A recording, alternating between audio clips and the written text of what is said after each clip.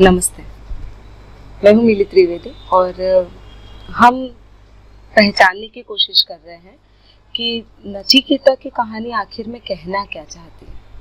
अब अगर हम सोचें कि नचिकेता कौन है, वो क्यों यमराज के पास गया था, उसको किसने भेजा था, अगर आप ये जानना चाहते हो तो आपको उसके लिए मेरे आगे वाले दोनों वीडियोस देखने पड़ेंगे। अगर मोटे मोटे में समझे तो कोई ऋषि है जिन्होंने हवन किया है यश के लिए, उनके बच्चे हैं, उस बच्चे का नाम है नचिकेता। अब नचिकेता को क्यूरियोसिटी होती है, जिसे हम आमतौर पे वो जिज्ञासा कहते हैं। उसे एक डाउट हुआ कि जिस चीज को हासिल करने के लिए मेरे पिताजी ने इतना बड़ा हवन करवाया, उन्होंने क्यों इस तरह से किया, उन्होंने क्यों खराब गाय मतलब बूढ़ी गाय डोनेट की। तो उन्होंने अपने पिता से यही कहा कि चलो मुझे भी डोनेट कर दो। तो वो अपने आप को डोनेट करने के लिए गए थे। अब खुद को डोनेट करवा लिया। पिताजी ने गुस्से में आके ये बोल दिया कि तुम यमराज के पास जाओ। अब यमराज भी आए और यमराज ने उन्हें 3 वरदान मांगने के लिए कहा। ठीक है, हमने यहाँ तक देखा था। चलो तो अब हम आगे का देखते हैं। सबसे पहले तो हम ये समझते हैं कि शांति क्या होती है।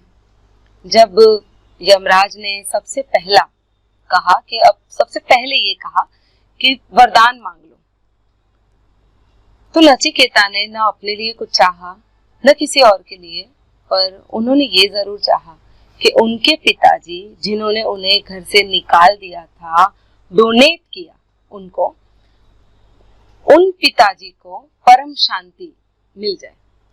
यमराज ने कह दिया तथास्तु, मतलब पिताजी को पूरी तरह से शांति मिल गई।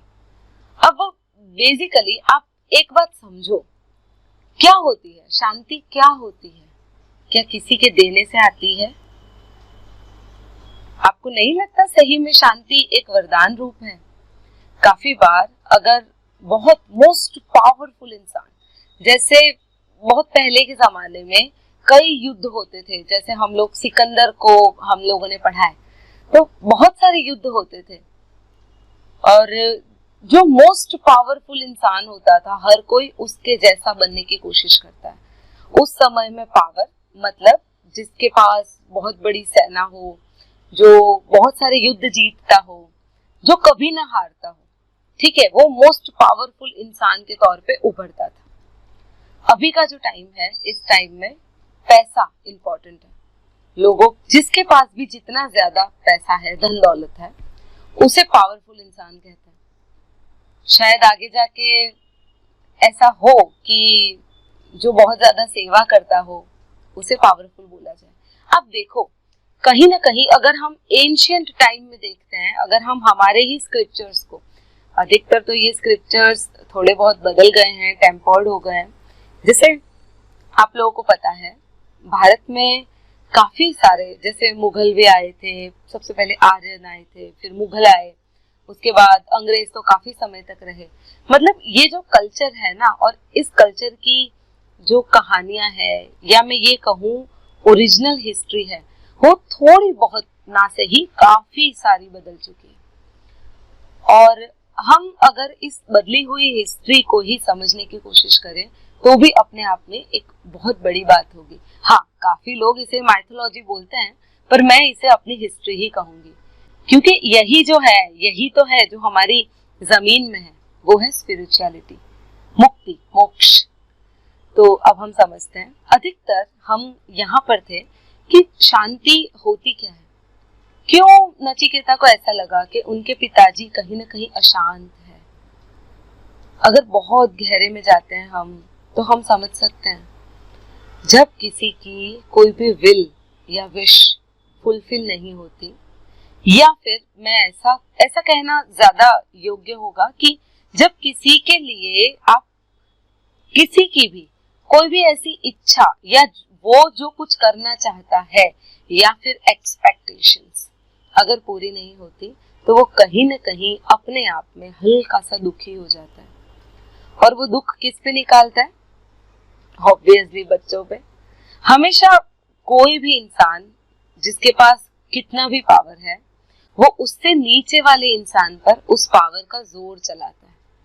सीधी सी बात है, हम गुस्सा किस पे निकालते हैं? जैसे मैं हूँ, मेरा बेटा है, तो मैं गुस्सा किस पे निकालूंगी? ऑब्वियसली मेरे बेटे पे, क्योंकि मेरे पास इतना पावर तो है कि मैं मेरे बच्चे पे गुस्सा निकाल सकती हूँ। पर क्या जो मेरी ऑफिस में जो बॉस है या फिर कोई भी, जैसे इन लॉज में भी जो कोई ज्यादा बड़ा है या फिर जिसकी अथॉरिटी बहुत ज्यादा है या पुलिस है, मैं उन पे गुस्सा नहीं निकाल सकती, क्योंकि मुझे पता है उसमें नुकसान किसका होगा? मेरा होगा।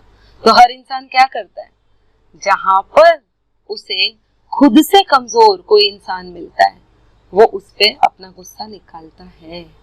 हमेशा यही हुआ है और होता रहेगा। रीजन, क्योंकि हम यही समझते हैं, हम उसी चीज का तो फायदा उठाते हैं, हमें वही चाहिए होता है, क्योंकि हम अशांत है अंदर से। कहीं ना कहीं कुछ ना कुछ वाइब्रेशन चालू है, कहीं ना कहीं कुछ ना कुछ थॉट्स चालू है। इसीलिए नचिकेता मेरी समझ में he is the most intelligent person. उसने वो चीज ढूंढी जो स्पिरिचुअलिटी में सबसे बड़ा स्टेपिंग स्टोन है, जिसे कहा जाता है शांति। जैसे पानी है, हम समंदर में अपनी परछाई नहीं देख सकते। रीजन, उसकी लहरें आती है, लहरें जाती है, हम समंदर में परछाई नहीं देख सकते। पर जो ठहरा हुआ पानी होता है ना, हम उसमें बड़ी आसानी से अपनी परछाई देख सकते हैं। नचिकेता भी कहीं ना कहीं यही चाहता था कि उनके पिताजी का मन जो है, जो हिलोरे ले रहा है ना समंदर की तरह, वो शांत हो जाए और उन्हें समझ आ जाए कि जो भी एक्सपेक्टेशन वो दूसरों से रख रहे हैं वो कभी फुलफिल नहीं होती है। आप देखो, हमें गुस्सा किस बात का आता है? हमने कोई काम ढंग से नहीं किया और किसी ने हमें कुछ कह दिया है, फिर भी हमें गुस्सा आता है। उसका रीजन पता है क्या है? सिंपल सा रीजन है, क्योंकि हमारी एक्सपेक्टेशंस नहीं थी कि कोई हमें कुछ कहे, इस वजह से हमें गुस्सा आता है। हर इंसान सबसे पहले शांति की खोज करता है और उसी शांति को नचिकेता ने अपने पिता के लिए यमराज से मांगा। शांति अपने आप में एक बहुत बहुत उम्दा चीज है। हर जगह हम, पता है, मुझे काफी बार ऐसा महसूस होता है, जैसे कस्तूरी मृग के बारे में आपने सुना होगा। कस्तूरी मृग क्या करता है? कस्तूरी जो उसकी नाभि में होती है, करता क्या है? वो उसकी खुशबू को चारों तरफ ढूंढता रहता है कि ये खुशबू आ कहां से रही है, और वो जैसे जैसे बड़ा होता जाता है उसकी खुशबू और बढ़ती जाती है। और वन ऑफ द रीजन कस्तूरी मृग का मरने का यही है, क्योंकि उसमें से कस्तूरी मिलती है, खुशबू, एक एसेंस मिलता है जो उसके पास ही है, फिर भी वो पूरी दुनिया में ढूंढता रहता है। सिमिलरली हमारे पास भी यही चीज है, शांति हमारे पास ही है, पर हम कहीं किसी गेम में, कहीं किसी वेब सीरीज में, कहीं किसी से बातें करने में, कहीं रोने में, कहीं खूब मन लगा के हंसने में ढूंढते रहता है। पर होता क्या है? वो होती अपने अंदर ही है। नमस्कार। अगर आपको ये वीडियो पसंद आए तो इसे लाइक, शेयर और सब्सक्राइब जरूर करें। और हाँ, आगे की कहानी जानने के लिए थोड़ा इंतजार। धन्यवाद।